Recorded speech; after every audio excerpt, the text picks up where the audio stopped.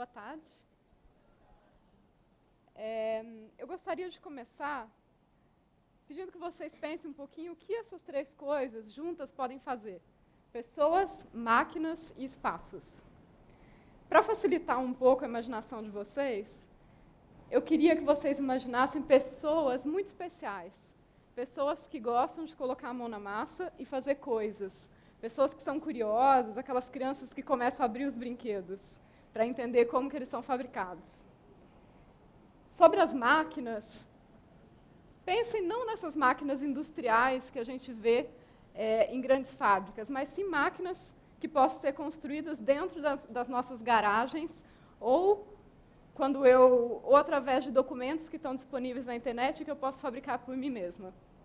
E com relação a espaços que propiciem a criatividade e a colaboração.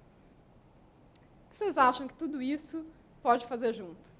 Eu imagino que cada um de vocês tenham pensado coisas diferentes. Para mim, essas três coisas juntas são um ambiente propício para a inovação. Um tipo muito específico de inovação, ao estilo maker. O que seria, então, esse maker que todo mundo diz hoje? Quando a gente fala maker hoje, o que vem à cabeça são impressoras 3D. Mas o universo maker vai muito além disso. O maker é essa pessoa, como esse cara da foto, que é um apaixonado pelo que ele faz. E ele gastou tantas horas com aquilo que ele gosta tanto, que ele conseguiu muita eficiência, ele conseguiu o melhor produto que pode ser encontrado. Para entender um pouquinho mais o que tem dentro desse ambiente maker, eu trouxe aqui para vocês 6 pontos, que para mim são fundamentais para que o maker produza coisas. Ambiente hands-on, ou seja, o maker põe a mão na massa e sai fazendo. Ele não espera, não pensa muito, não teoriza muito. E aí o segundo ponto vem como uma consequência. Ele aprende fazendo. Ele aprende refletindo sobre o que ele fez.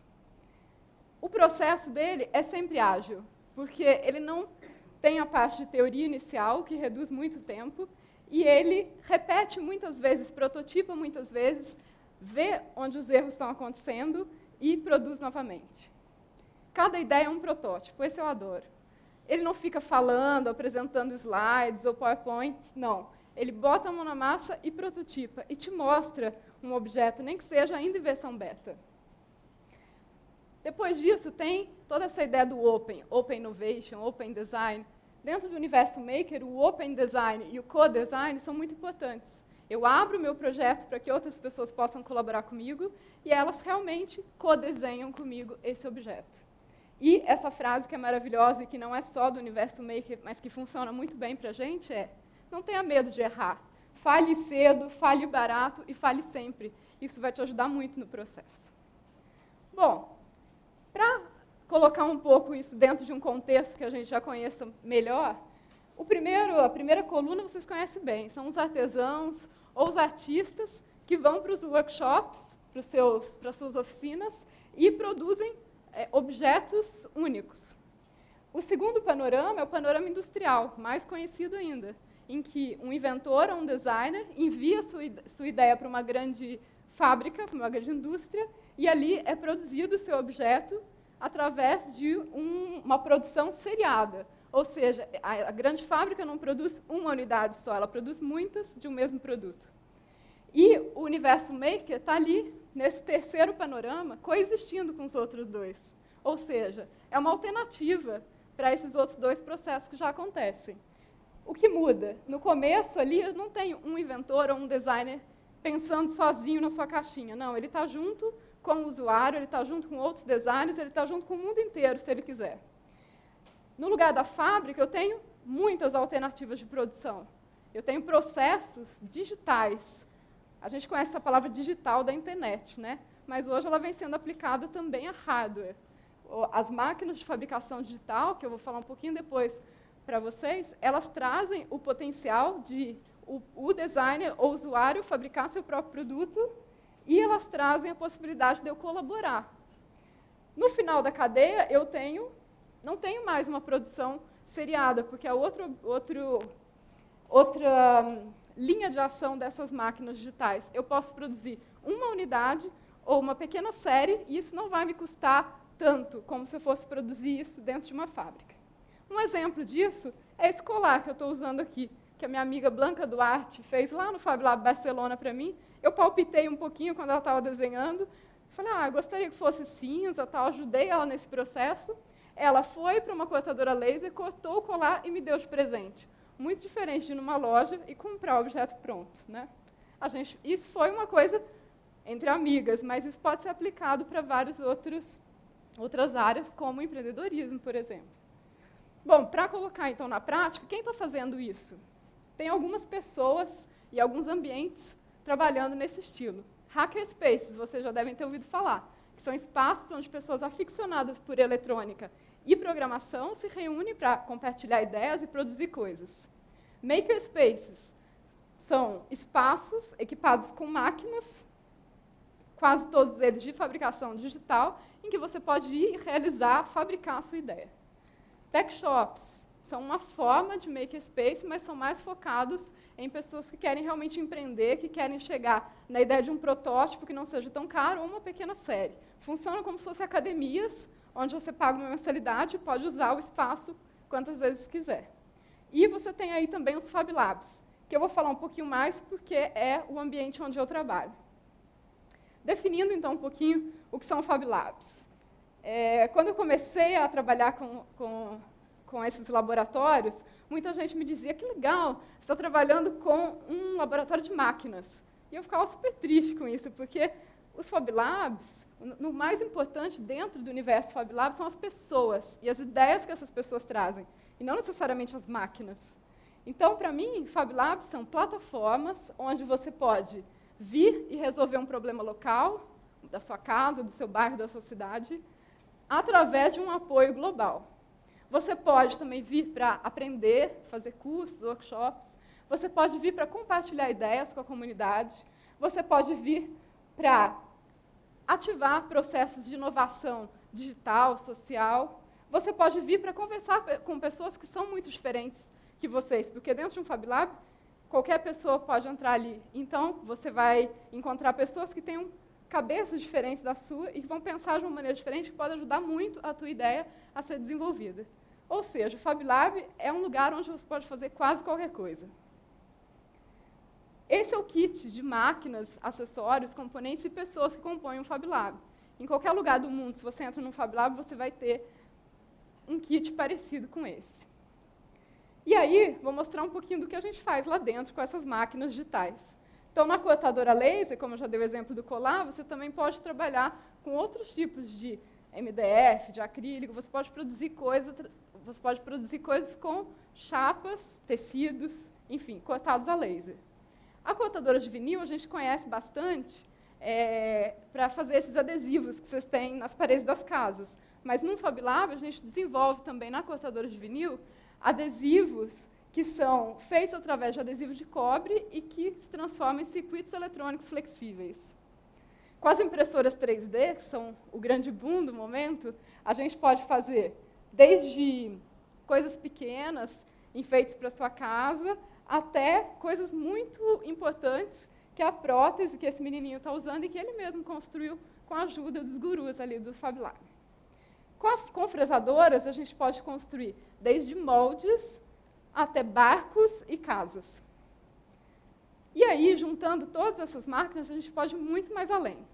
A gente pode trabalhar um pouco mais com a questão da fabricação personalizada, como é o caso dessa prótese que está sendo desenvolvida em colaboração entre o Fab Lab Amsterdã e o Fab Lab Indonésia. Qual o objetivo desse projeto? É que a pessoa que precisa dessa prótese não necessite de uma mediação de um médico ou outra pessoa para fazer um ajuste ou mesmo para construir a sua prótese. Para que ela mesma possa ir até o Fab Lab e ter esse poder de fazer alguma coisa que ela vai usar. Outro ponto bastante importante é a democratização da tecnologia, ou seja, construir máquinas que sejam acessíveis e que possam dar acesso a todas as pessoas. A educação horizontal, essa educação em que você aprende com os pares, também é uma coisa muito importante dentro da rede Fab Lab. Não existe aqui o conceito do professor que sabe tudo e do aluno que não sabe nada. Todo mundo ensina para todo mundo e todo mundo aprende com todo mundo. E aquele projeto ali, dos painéis solares, que para mim é um dos projetos mais bonitos da rede, está sendo construído no um dos Fab Labs do Quênia, e ele tenta resolver um problema local que é o seguinte: algumas empresas vieram vender painéis solares para eles, só que elas vendem e depois elas vão embora e não dão uma assistência técnica. O que acontece é que esses painéis solares começam a não funcionar e não tem uma maneira de reparar e de fazer isso funcionar novamente. O que o Fab Lab decidiu fazer? Decidiu treinar as pessoas ali daquele local para que eles mesmos pudessem reparar esses painéis.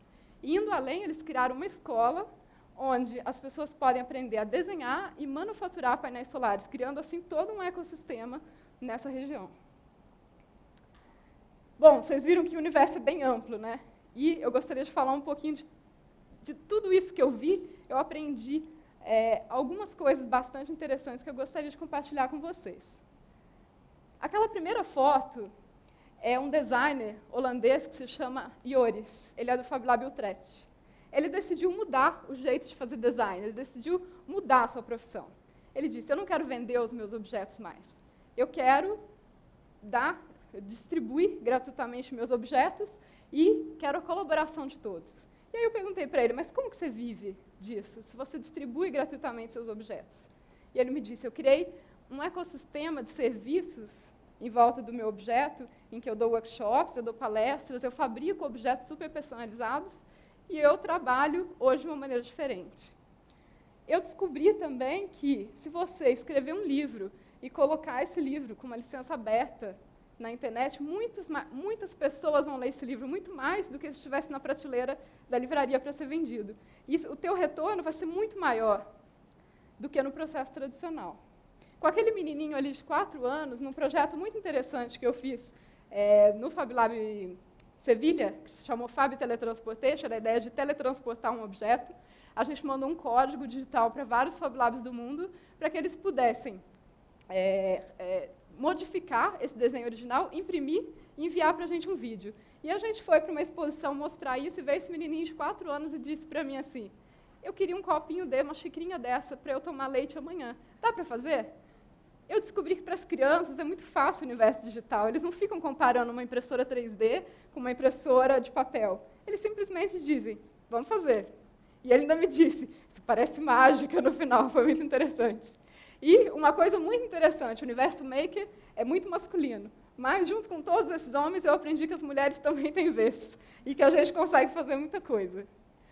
Bom, tudo isso me levou a um conceito que eu chamo hoje de Maker Innovation, porque é tanta coisa interessante dentro do universo Fab Lab que eu fiquei com vontade de levar isso para outros universos.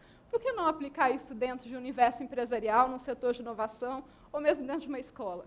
Então, eu trouxe algumas coisas assim, para fazer uma comparação, tentando entender onde é que a gente pode colaborar. A questão do tempo. Como a gente trabalha com métodos muito flexíveis, com equipes mais colaborativas, e com essa questão do processo ágil, eu consigo economizar muito no tempo. Por quê? Eu não tenho mais a questão de uma gestão de projeto totalmente linear ou totalmente fechada. É mais ou menos o que a Linux fez e criou essa empresa que ela é hoje. Se a Linux tivesse sido feita de maneira fechada, só por uma pessoa, ela teria demorado muito mais tempo do que se ela tivesse feito nesse processo de abertura de código e todo mundo colaborando. Uma segunda vantagem é você tem um ambiente muito mais criativo e muito mais alegre. É um pouco o que a Google tentou trazer. A gente tem que ser feliz no trabalho, a gente tem que trabalhar de maneira divertida, senão a gente vai matar a nossa criatividade. Então, aqui, ao invés de eu fazer slides e planilhas, eu vou para o protótipo, eu vou para as máquinas, eu vou para o Lego, e eu tento trazer minhas ideias de maneira mais divertida para a equipe. A questão do dinheiro é uma consequência. Por quê? Num processo tradicional, eu trabalho com patentes, que são extremamente caras, com softwares proprietários, e aqui no Universo Maker, eu trabalho com softwares que são gratuitos, são free ou open. Eu não tenho a questão da patente, porque se eu estou colaborando, as licenças são feitas de uma maneira diferente. E eu tenho, muitas vezes, colaboração de pessoas que estão na minha equipe, não por dinheiro, mas sim em parceria, porque a elas também seria interessante, elas se beneficiam de estar ali naquele projeto. No final das contas, e o que é mais importante é, lembra que eu falei lá no comecinho sobre a ideia de que o protótipo é muito importante? Aqui eu vou explicar um pouco melhor.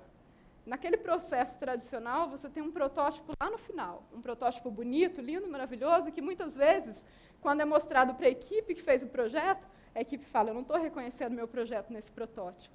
E sabe por quê? Hoje, muita gente trabalha na questão de equipes multidisciplinares. São pessoas com cabeças diferentes trabalhando juntas. E é óbvio que são pessoas com cabeças diferentes trabalhando juntas, o universo referencial dessas pessoas é muito diferente. E aí, quando eu falo alguma coisa, quando eu falo, vamos fazer um produto de tal maneira, o que vem, a imagem que vem para mim, está mesclada com todas as minhas referências da minha vida. E aí, se eu não faço isso acontecer, se eu não materializo essa ideia, pode acontecer de que eu estou falando uma coisa, você está imaginando outra, e lá no final, o que vai sair não tem nada a ver com o que a gente está querendo. Então, a minha ideia, que quando eu falo um protótipo a cada ideia, é eu ponho a mão na massa e materializo a minha ideia. E isso vai ser a comunicação entre a equipe. Isso é o que a gente chama de protótipo sujo, é aquele protótipo de processo. Aí, lá no final, quando a gente tiver um protótipo mais bonito, para ser mostrado, todo mundo vai se reconhecer e todo mundo vai dizer, minha ideia está realmente ali. Bom, estou aqui falando um monte de coisa que eu fico imaginando, mas eu queria que vocês soubessem que essas ideias estão amparadas por uma rede global que foi iniciada dentro do MIT, num dos laboratórios do Media Lab, e hoje ela se espalha aí por 300 laboratórios ao redor do mundo.